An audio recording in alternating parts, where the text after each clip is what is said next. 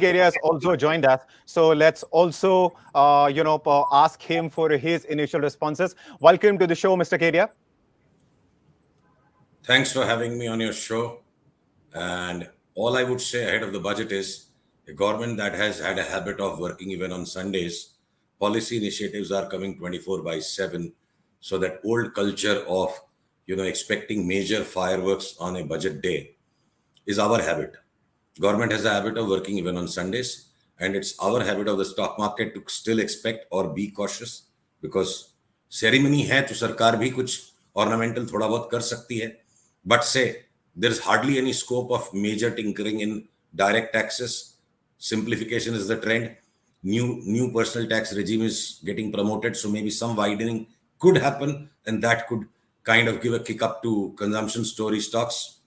But on GST, no changes feasible in the budget. The good thing about budget might be that it will be a very sober, stately document that would be delivered from an iPad. The finance minister is showing the iPad. So sophistication, statesmanship, matters of statement, and a sober explanation of where is the allocation going to be. The good thing is RBI's big dividend is going to help the government declare a lower fiscal deficit. The good thing is we are, after maybe 3 decades, having a financial year expectation of a lower borrowing than a prior year. So discipline, focus, continuation of the work that has been going on, and a matter of statement more than histrionics or optics. Right. चुनाव हो चुके हैं, histrionics की जरूरत नहीं है. Right. So you're saying nothing dramatic needs to be there in the budget as far as what's been going on, which has been factored in as far as markets, the rest of the economy is concerned. If the government can just ensure that stays the case, will be enough. Right. Right. And interestingly, today's market, of course, is again Nifty 50, just 54 points down. It was in the green, open in the green, and other indices as well. It seems the market is waiting for that trigger to go off as soon as the budget speech, which will commence in about 20 minutes from now, is perhaps just waiting for the initial set of announcements to come in before deciding the direction for the rest of the day. Absolutely. Right. So which sectors, Mr. Kedia, are you watching closely as far as the budget is concerned? See, there are very few sectoral bets that we will continue to be long on. See, the government has to do its job, and stock market will behave as per its nature. Out of last 47 odd budgets for which I could compile data and study them, only on 3 occasions the stock market continued to move in the same direction after the budget as it was moving ahead of the budget. So stock markets by its nature creates over expectations both in uptrends and downtrends, and governments have to do their own balance duty to their electorate. So the budget most of the time is a turning point for the markets. Global markets are topped out already. Good correction has started, and in fact even in our markets the banks took the lead in creating a soft correction last 8-10 days. Nifty has topped out 4 days ago. So even if it is a matter of fact kind of statesmanly budget without any major fireworks, and already what is well known that the deficit numbers are going to be announced lower than what they were even in the interim budget, even if it is a good sober statesmanly budget, the stock market may still do what it has to do, which is that it will likely go down. Interestingly, you were talking about none of the sectors being, particularly being watched by you and others. Chief Statistician of India, Pranab Sen, last year said that as far as fresh allocations are concerned, about 7% of the entire budget is available to the FM anyway. So in terms of that as well, there are no fresh allocations which the FM can look at, right? Right. All right. So if you were, I was told that you have a paucity of time. So let me quickly get this one question out of the way. And if you have time, do stay with us. And we will of course, have you join us over the rest of the conversation. But quickly, if the finance minister was listening to you right now, what will you whisper into her ear? All I would tell her is that if not within the budget, since you already prepared the document, our taxation system needs to be simplified a lot more. There is every possible kind of tax in the world in which all of us consume too much time. The Prime Minister has emphasized it more than number of times that India is now going to be a nation which is going to respect wealth creators. So that has to translate into real action. That too many varieties of taxes and compliances for taxation that we do, government loses precious man hours, we lose precious man hours, and let's make things even simpler.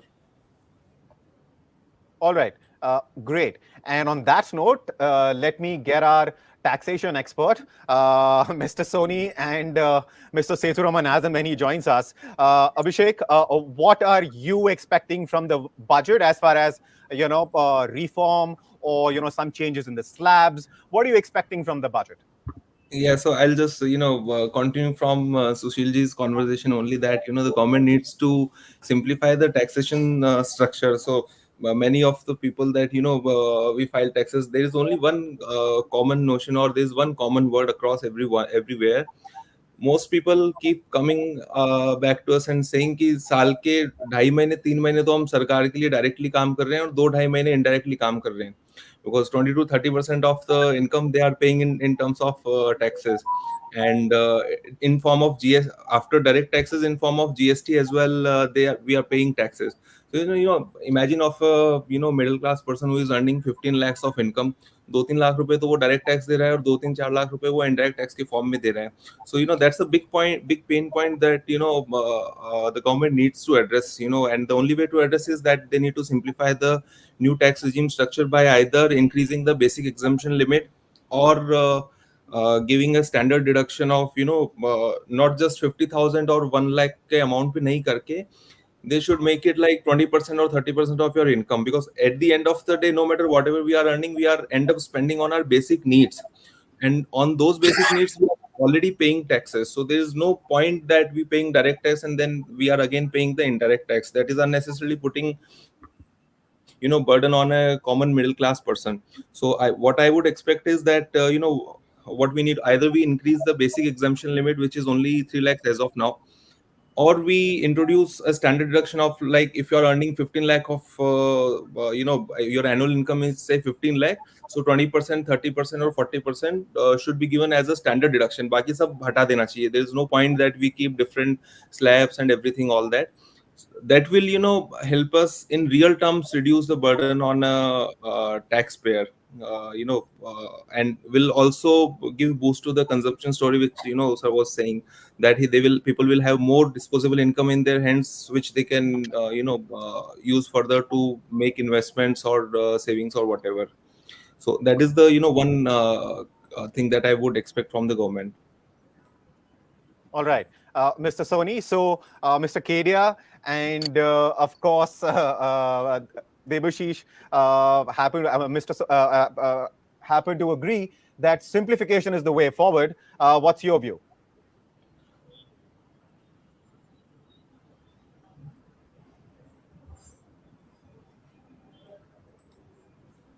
So, could you hear me?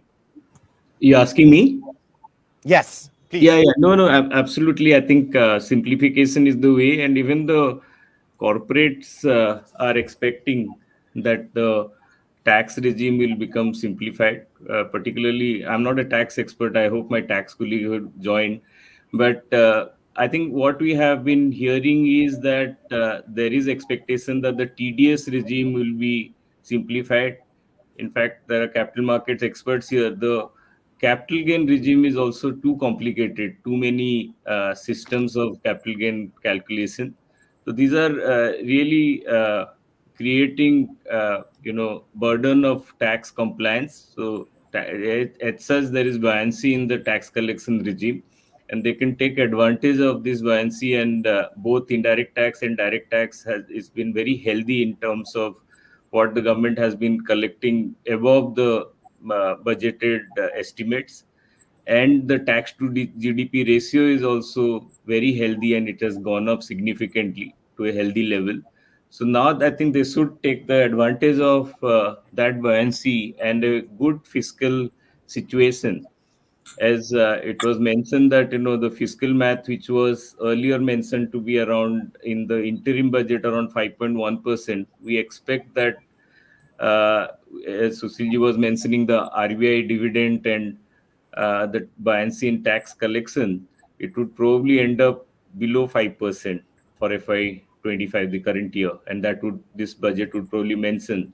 So that gives the headroom to do massive amount of correction in the both personal tax and corporate tax.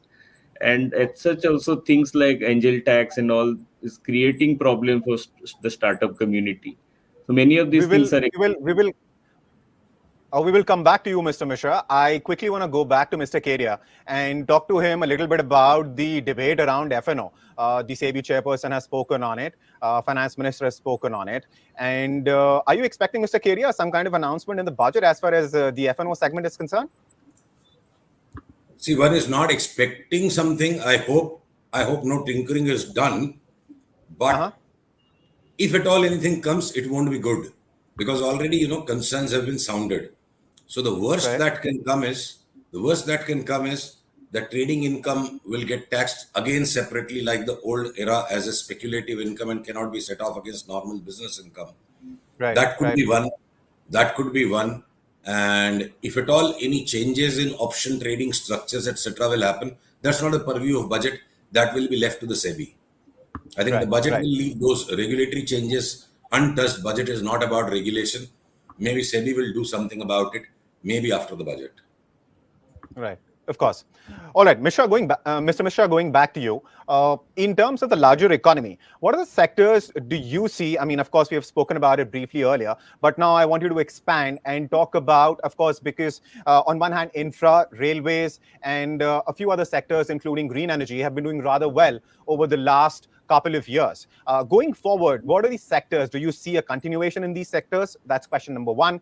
And question number two, what do you see? Which sectors do you see the government's focus is going to be on going forward?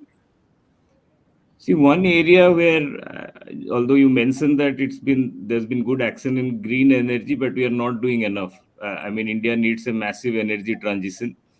Last year, if you see, China added more than 220 gigawatt of renewable energy, and we, with a target of 500 gigawatt by 2030, we are adding only less than 20 gigawatt of renewable energy. And we saw also that the energy demand is going up and growing faster than the economy. And we cannot afford to go back to what used to happen 10, 15 years back of energy deficit, power cuts impacting the economy. So I believe that government has to give much more importance to the energy transition. Particularly, we're talking about massive amount of renewable addition, then the green hydrogen story. So that will be a sector to watch out for, and that's definitely one sector. But overall, what I believe is that with deleveraged corporate balance sheets and banks having a very healthy book now, and the investment signal is coming massively from the most sectors of the economy. Private investment, corporate investment would go up significantly starting second half of this year. So that's something to watch out for, and I'm sure that that will facilitate overall gross capital formation, which will help boosting the economy in the second half of the year. All right. So we've spoken about the opportunities. In a few minutes from now, of course, the finance minister's budget speech will commence.